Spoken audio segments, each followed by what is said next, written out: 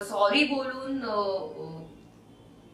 Victim दाखवणं, victim card ज्याच्या आतमध्ये असतो ना, लोक खूप सिंपती देतात त्याला. लोक खूप सिंपती देतात, खूप वाईट वाटतं त्याच्याबद्दल. अरे किती चांगली आहे ती, सॉरी बोलली बघ, तिला सॉरी बोलली, पाया पडली ग, नाही ग नाही ग, वाईट वाटलं ग.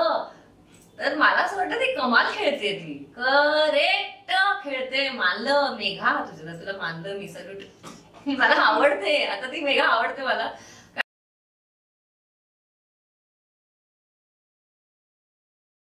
नमस्कार, मी स्नेहल. आज आपल्या सोबत आहेत आपल्या लाडक्या नाही, लाडकी रेशम फिटनेस. खरं तर रेशम ताई बोलायला म्हणजे खरंच 9 दिवस ऐकतो रेशम ताई रेशम ताई रेशम ताई. सो आमच्या पण तोंडात आता तेच बसले की हा रेशम ताई. चालेल, रेशम ताई चालेल. तुझा 90 दिवसाचा प्रवास काय सांगशील, म्हणजे एका काही थोडक्यात शब्दात कसं सांगशील? खूप चांगला होता माझा प्रवास आणि माझ्यासाठी तो खूपच वेगळा होता.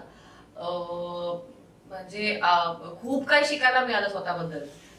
तेच खूप चांगला अनुभव होता ज्याच्यासाठी मी ऍक्च्युली गेलेली. माझा उद्देश आतमध्ये घरात जायचा वेगळा होता. लोक तिकडे गेम खेळायला गेलेले, फायनल्स पर्यंत पोहोचायला गेलेली, ट्रॉफी. तर मी आता तिकडे गेम खेळायला नक्कीच गेलेले, पण आपल्या पद्धतीने मी खेळले. मला जे पटलं ते तशी मी खेळले. आणि पण स्वतःसाठी मी गेलेली, स्वतःला नव्याने ओळखायचा प्रयत्न मी केला. मला आणि खूप स्वतःच्या बद्दल खूप माझे स्वतःचेच दोष मला कळून आले. त्याच्यावरती काम करण्याचा पण मला वेळ मिळाला. आणि एवढा असा एकटा वेळ स्वतःला द्यायला इथे कुठे मुंबईत आपल्याला जमतं. तर मजा आली मला. माझ्यासाठी वेगळा एक्सपिरियन्स होता. मजा आली, खूप मजा आली.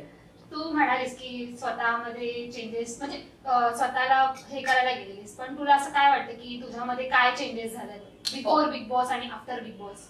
होच येस, मी पॉझिटिव्हली माझ्यात खूप चेंज झाला. आणि तो चेंज मला आत्मन जाणवतोय, कारण मी खूप पीसफुल झाली आहे, खूप शांत झाली. शांत होतीच मी, पण खूपच त्याच्यापेक्षा माझा प्रॉब्लेम होता की मला खूप राग वगैरे यायचा.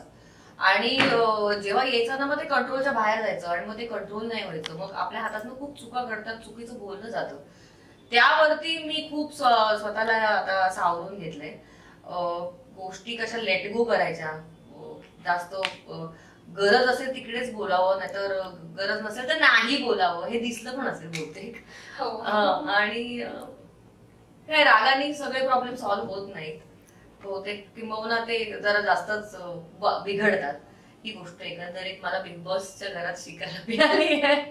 पण तुला असं वाटतं का की कदाचित थोडेसे चेंजेस तू स्वतःमध्ये जर केले असतेस आता, तर तू आता तिकडे त्या घरात असली असतीस? हा, चेंजेस म्हणजे मला माहिती आहे, कारण त्यांना लोकांना वाटत होतं की मी खूप वोकल जर राहिली असती किंवा खूप अग्रेशन माझं राहिलं असतं तर मी फायनल्स पर्यंत पोहोचली असती. बहुतेक ते एक्सपेक्ट करत होते माझ्याकडनं, आणि ते मी नाही त्यांना देऊ शकली. कारण माझ्यात इतका वेगळा बदल झाला ना की त्या गोष्टी घडणारच नव्हत्या माझ्या हातातून, चान्सच नव्हतं. आता रिसेंटली तुला तुझी ती माफी मागितली मेघाने, हो, ती तुला असं वाटतं का की ती जेन्युइन होती की ती तिची एक वेगळी स्ट्रॅटेजी होती, असं तुला काय वाटतं? माफी तिने जी मागितली असणार ती आय थिंक जेन्युइनली मागितली असणार, कारण ती खूप वाईट बोललेली माझ्याबद्दल. पण त्यात तिची ऑफकोर्स गेम प्लॅन पण होता. खूप हुशार प्लेअर आहे मी तर म्हणेन. मी तिला अप्रिशिएट करीन हे बोलून, कारण तेव्हा मी घरात असताना मला वाटलेलं की मला तिला आवडायचं, तिचा गेम खेळायची पद्धत मला आवडायची नाही. पण आज मी जेव्हा बाहेर जाते आणि मी विचार करते तर I think she is a very smart player. आणि सॉरी बोलून विक्टिम दाखवणं, विक्टिम कार्ड ज्याच्या आतमध्ये असतो ना, लोक खूप सिंपती देतात त्याला. लोक खूप सिंपती देतात, खूप वाईट वाटतं त्याच्याबद्दल. अरे किती चांगली आहे ती, सॉरी बोलली बघ, तिला सॉरी बोलली, पाया पडली ग, नाही ग नाही ग, वाईट वाटलं ग. तर मला असं वाटतं ती कमाल खेळते, ती करेक्ट खेळते. मानलं मेघा तुला मानलं मी, सगळं मला आवडते. आता ती मेघा आवडते मला, कारण ती करेक्ट कॅन्डिडेट आहे बिग बॉस साठी. तिचं चान्सेस पण आहेत. जर लोकांना ही जर गोष्ट आवडली आणि एन्जॉय करतात आणि एंटरटेन होत आहेत तर तिचे जिंकायचे पण चान्सेस, कारण असतात ना ऑडियन्स, नाही आवडतं म्हणून तर रोज बसतात बघायला. घरातील सर्वात तुझी आवडती जागा कोणती, जी तुला म्हणजे आता तू मिस करतेस? अगं, आमचा तो दादर माटुंगा क्लब होता ना आमचा बाहेर. आता कुठे मला शांत बसायला मिळणार, आणि इथे कोण बसू देणार मला शांत? बघितलं मी करेक्ट केलं ना, बरोबर वसूल करून आले मी 3-3.5 महिने माझे. करेक्ट. फक्त मेघा हुशार नाहीये. मी पाहिजे होतीस. पण मी मेघाला बाहेर आता बोलणार आहे की सर तू ऍक्च्युली चांगली खेळलीस ग, मला आवडलं नाही पण तू करेक्ट खेळत होतीस है ना.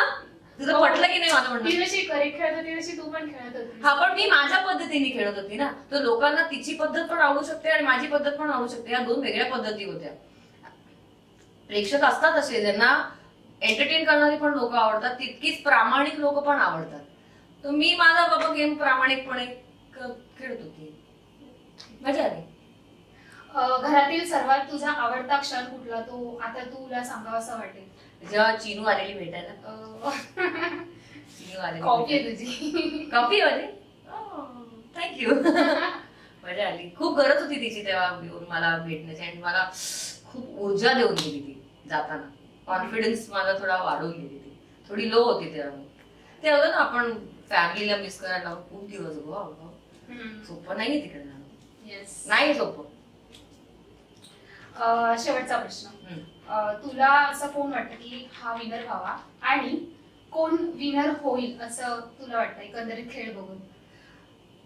आता काय झालंय, जेव्हापासून मी बाहेर निघाली आहे अनप्रेडिक्टेबल झालं. मी बाहेर येऊ शकते तर कोणी जिंकू शकतो.